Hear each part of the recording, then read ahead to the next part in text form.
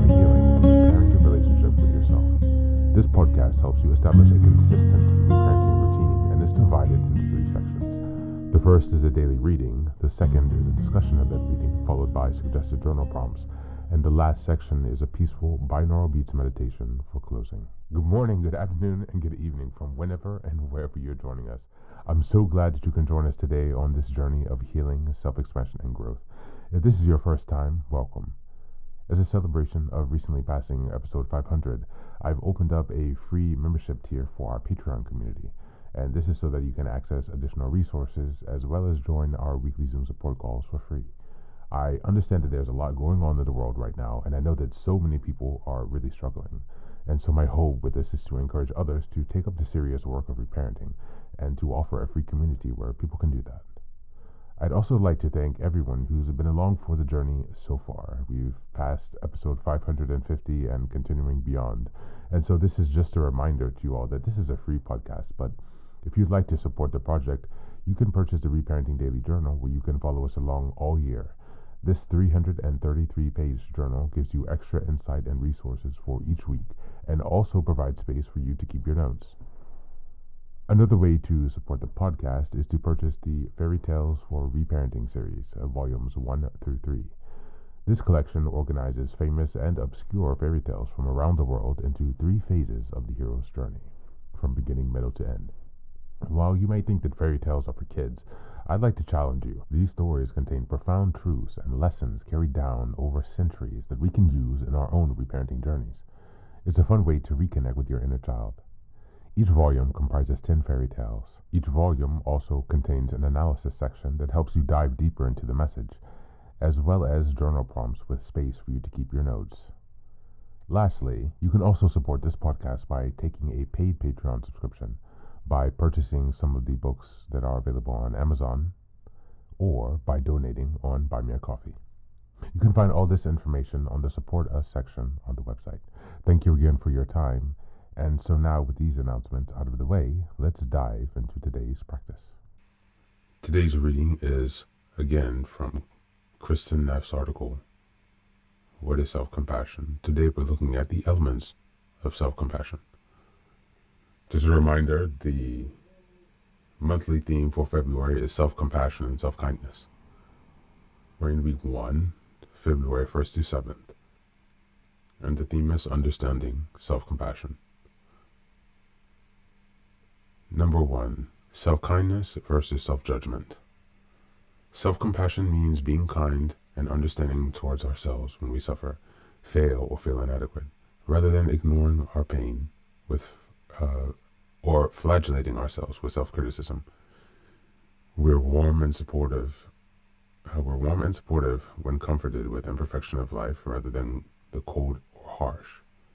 We're helpful and encouraging like a good friend, coach, or mentor would be. This inner support allows us to feel safe and puts us in a better frame of mind to cope with the challenges or make changes in our lives. Number 2, common humanity versus isolation. Self-compassion is rooted in our common humanity.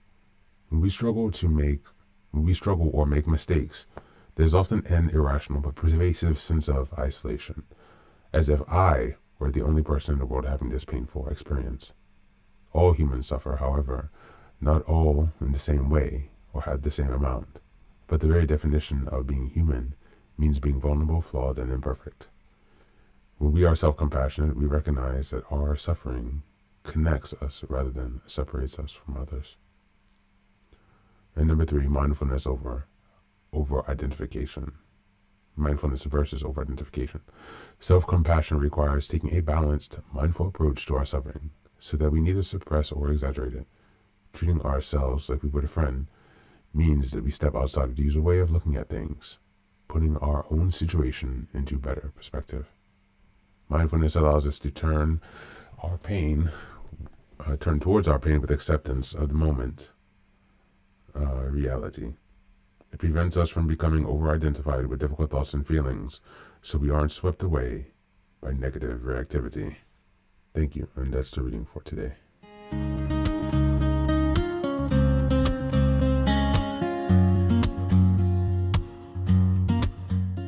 This reading deepens understanding of self-compassion by emphasizing its role in emotional resilience and self-support.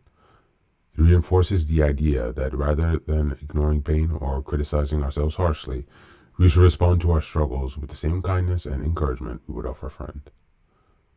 This directly ties into the same theme of self-compassion this month. It highlights the importance of creating an internal environment of safety and support. When we approach our challenges with warmth instead of self-judgment, we foster emotional security, which allows us to navigate life's difficulties with greater ease. This reading also emphasizes mindfulness as a key element of self-compassion, helping us stay present with our pain without suppressing or exaggerating it. In the context of reparenting, this reading is particularly relevant because it addresses the isolation and self-criticism many of us carry from childhood. If we grew up without compassionate guidance, we might have internalized the belief that our struggles make us unworthy or separate from others.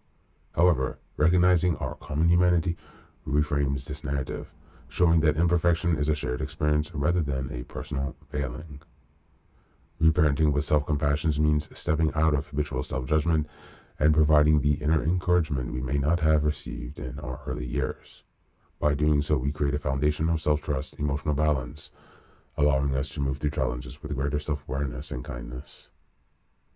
As we look at the journal prompts today, number 1, when you face difficulties, do you tend to be self-critical or supportive? Write about how shifting to a more compassionate response could change the way you handle challenges. Number 2, reflect on a moment when you felt isolated in your suffering. How might recognizing your common humanity have helped you feel less alone? And number 3, write a compassionate response to a recent struggle you experienced, as if you were offering support to a friend. How does this shift your perspective? Thanks for being here. That's it for today. As always, take care of yourself and do be well.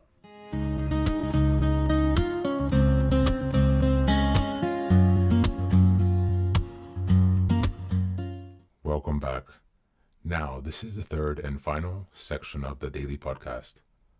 This is your silent meditation. Please find a place where you can be comfortable and undisturbed, where you can relax and spend some time with yourself for this 10-minute silent meditation.